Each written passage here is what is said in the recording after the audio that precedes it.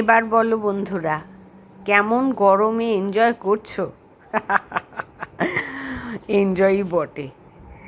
যেমন ভোটের গরম, তেমন বাইরের প্রকৃতি গরম, সঙ্গে আমাদের পেটও গরম। তো এই সময় আমাদের যে খাওয়ার ব্যাপারটা, যে সেটা যতটা একটু ঠান্ডা পেট ফ্রেন্ডলি হয় ততটাই ভালো। তো আমি যখন উড়িষ্যায় থাকতাম, আমি তো একটা কসমোপলিটান এরিয়ায় থাকতাম, সেখানে নানা প্রদেশের লোক থাকতো। তো সেখানে আমি আমার এক বন্ধুর কাছ থেকে শিখেছিলাম সিন্ধি কারি। এই সিন্ধি কারিটা গরমকালে ভীষণ ভালো পেটকে ঠান্ডা করে, আর উপকরণও এমন কিছু বেশি লাগে না। তাই এটা খেলে যেমন মন ঠান্ডা তেমন প্রাণ ঠান্ডা, পেটটাও ঠান্ডা। তো চলো আজকে দেখে নাও কেমন করে আমি বানালাম। এর মধ্যে খুব একটা বিশেষ কারিগরির দরকার হয় না। বেসনটাকে প্রথমে পেঁয়াজ কুচি লঙ্কা কুচি দিয়ে একটা ভালো ঘোল বানিয়ে একটু ব্যাটারটা একটুখানি মোটা মোটা, যাতে পকোড়াগুলো বানানো যায়, পকোড়া বানিয়ে রেখে দিলাম। দিয়ে তারপরে দইয়ের মধ্যে একটু সামান্য জল মিশিয়ে ঘোল বানালাম, তার সঙ্গে পরিমাণ মতো বেসন দিয়ে একটা খুব ভালো ব্যাটার টাইপের একটা ঘোল বানালাম। এবার কড়াইতে একটু জিরে ফোড়ন দিলাম, আদা কুচি ফোড়ন দিলাম, একটু হিং ফোড়ন দিলাম, কারি পাত্তা ফোড়ন দিলাম। এগুলো সমস্ত ফোড়ন দেওয়ার পরে ওই ঘোলটাকে দিয়ে দেবো।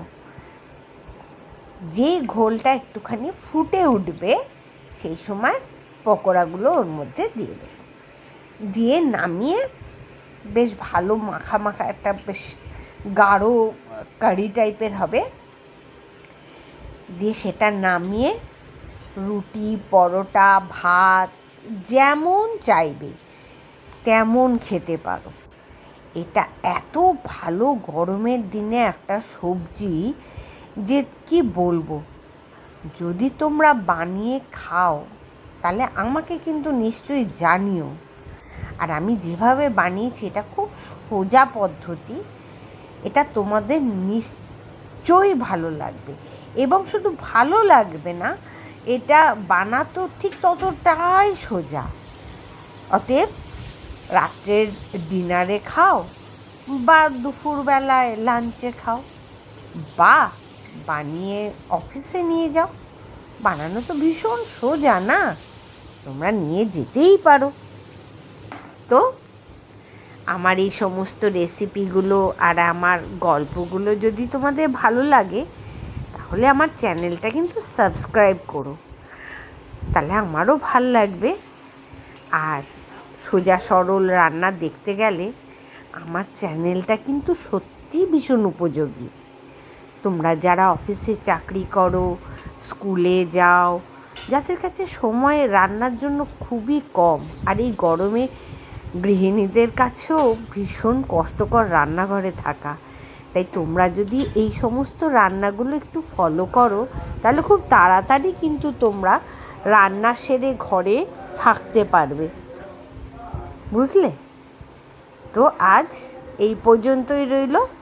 ভালো থেকো সবাই, গরমে সাবধানে থেকো, প্রচুর জল খেও, আর এরকম হালকা ফুলকা রান্না করে খেও।